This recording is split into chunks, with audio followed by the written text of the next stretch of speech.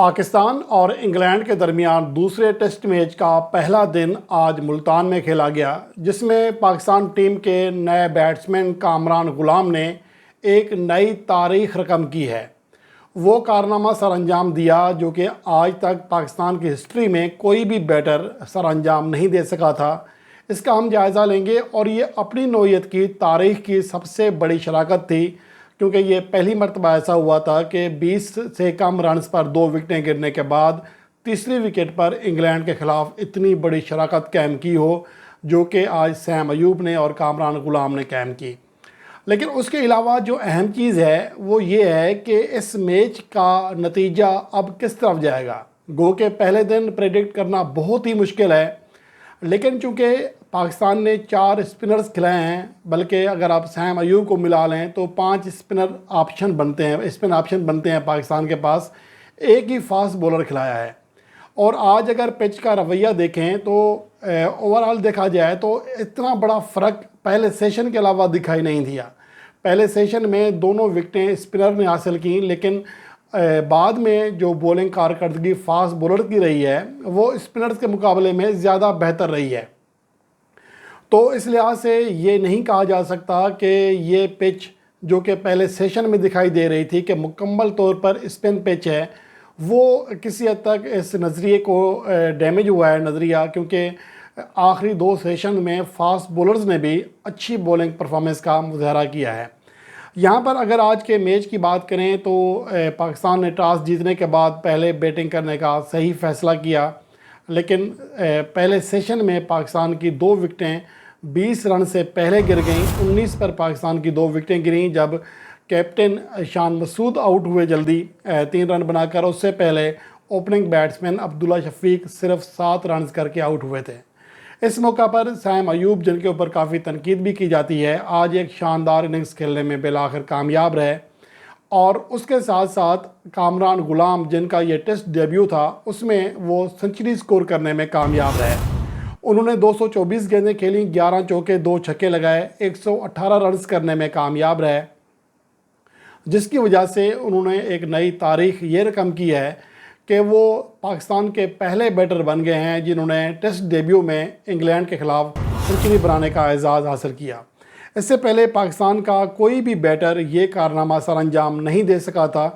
हत्ता कि अगर देखा जाए तो ये सिर्फ चौथा मौका है कि पाकिस्तान का कोई बैटर इंग्लैंड के ख़िलाफ़ डेब्यू में 50+ रन करने में कामयाब रहा।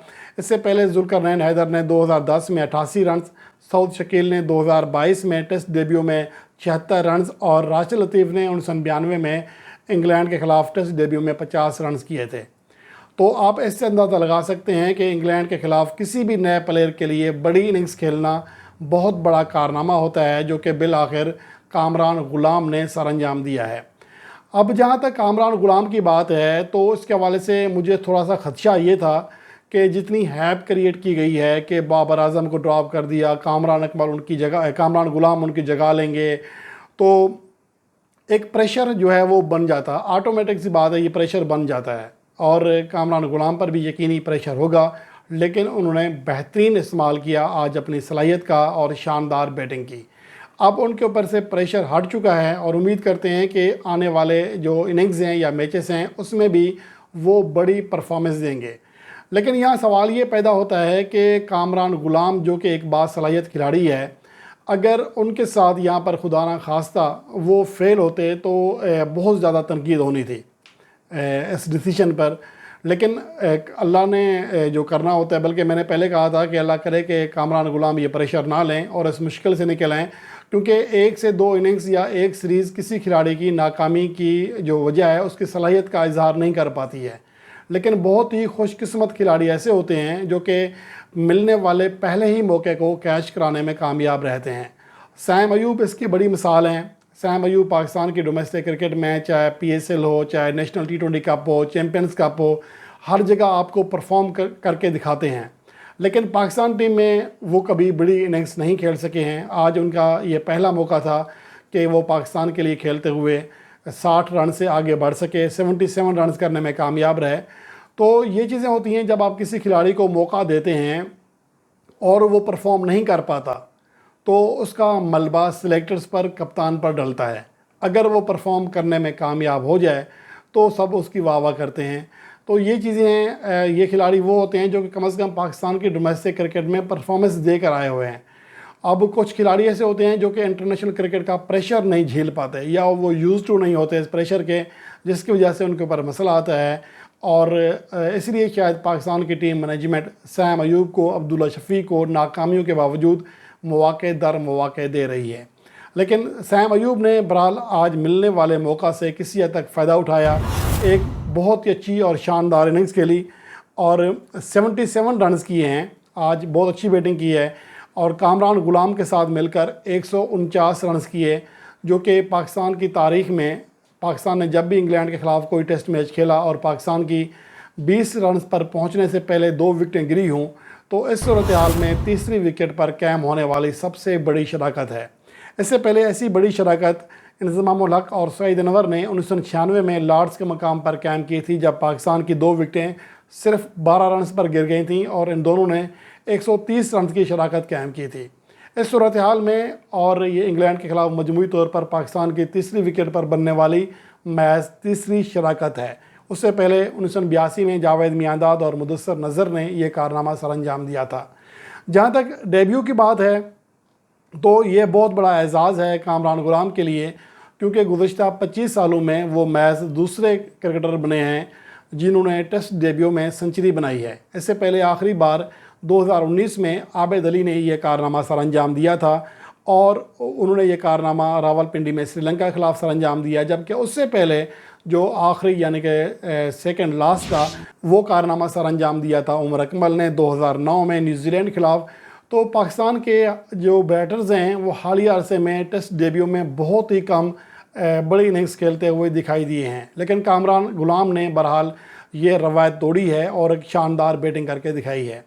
اگر پچ کی بات کریں تو آج سیشن وائز جائزہ لیتے ہیں کہ پہلے سیشن میں 29 اوورز پھینکے گئے، 79 رنز بنے، 2 وکٹیں گریں، 2.27 کے رن ریٹ سے رنز ہوئے۔ دوسرا سیشن پاکستان کے اعتبار سے خاصا بہترین تھا، 28 اوور میں 94 رنز کیے بنے، 94 رنز بنے، 3.35 اکنامی رن ریٹ رہا، 1 وکٹ گری۔ لیکن آخری سیشن میں پاکستان کی 2 وکٹیں گریں اور رنز بنانے کی رفتار بھی خاصی کم رہی، 33 اوور میں صرف 86 رنز بن سکے۔ تو اب اگر میچ کی جانب آئیں تو کریز پر محمد رضوان 37 رنز پر موجود ہیں، اور آغا سلمان 5 رن بنا کر کریز پر موجود ہیں۔ سعود شکیل 4 رنز بنا کر بورڈن کرس کا شکار بنے ہیں۔ یہاں پر 2 وکٹیں سیم ایوب کی اور سعود شکیل کی فاسٹ بولرز نے حاصل کی ہیں، جبکہ دیگر 3 جو وکٹیں گری ہیں وہ اسپنرز نے حاصل کی ہیں۔ اسپنرز نے آج اگر دیکھا جائے تو مجموعی طور پر جو اوورز ہیں، مجموعی 90 اوورز، اس میں سے 33 اوور فاسٹ بولرز نے کرائے ہیں، جن میں سے 2 وکٹیں بھی حاصل کی ہیں، اور اسپنر نے 57 اوورز کرائے ہیں اور 3 وکٹیں حاصل کی ہیں۔ اب بریڈن کرس نے صرف 1.30 کے اکنامی ریٹ سے رنز دیے، جبکہ میتھیو پورٹس نے 2.10 کے اکنامی ریٹ سے رنز دیے ہیں۔ تو آپ اس سے اندازہ لگا سکتے ہیں کہ آج پاکستان کے بیٹرز فاسٹ بولرز کے خلاف رنز کرنے میں مشکل انہیں پیش آ رہی تھی، جدوجہد کر رہے تھے، اسپنر کے خلاف نسبتاً زیادہ بہتر رن ریٹ کے ساتھ رنز کیے ہیں۔ تو یہ اس بات کا اشارہ ہے کہ شاید پہلے دن اسپنر کو اتنی زیادہ مدد نہیں ملی ہے جو ہم پہلی اننگز میں امید کر رہے تھے کہ لیچ کی جو بیٹنگ تھی، بولنگ تھی، اس کو دیکھ کر کہ اسپنر کے لیے یہ پچ جنت ہوگی، لیکن ایسا ہوا نہیں ہے۔ آخری 2 سیشن میں فاسٹ بولرز نے خاصی بہتر بولنگ پرفارمنس کا مظاہرہ کیا ہے۔ یہ ایک طرح سے پاکستان کے لیے آنکھیں کھولنے کے مترادف بھی ہے، کیونکہ پاکستان نے اپنی بولنگ لائن میں صرف ایک ہی پیسر رکھا ہوا ہے، عامر جمال۔ تو یہ چیز ہے، اب دیکھنا یہ ہے کہ پچ کا رویہ آگے چل کر کیسے چینج ہوتا ہے۔ اور جہاں تک آج پاکستان کی بیٹنگ کی بات ہے تو پاکستان نے کم از کم 50-60 رنز امید سے کم کی ہیں، لیکن یہاں پر ہم اندازہ نہیں لگا سکتے کہ یہ پچ پہلے ٹیسٹ میچ کی پچ سے کتنا مختلف ہے۔ اس کا اندازہ ہمیں تب لگے گا جب انگلینڈ یہاں پر بیٹنگ کرے گا۔ انگلینڈ کا بیٹنگ اسٹائل بالکل ہم سے مختلف ہے، وہ ہارڈ ہٹنگ کرتے ہیں اور تیزی سے کھیلتے ہیں۔ اگر ان کی وکٹیں جلدی نہ گریں تو وہ پاکستان کے بولرز کے لیے بہت بڑی مشکل بھی کھڑی کر سکتے ہیں۔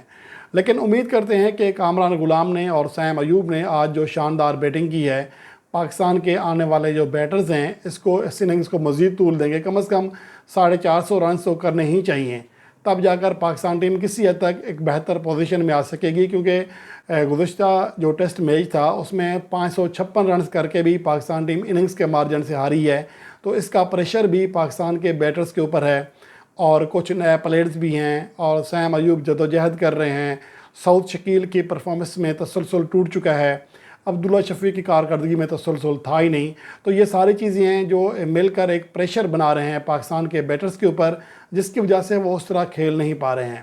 بہرحال اب دیکھ رہے ہیں کل کا دن کیسا رہتا ہے۔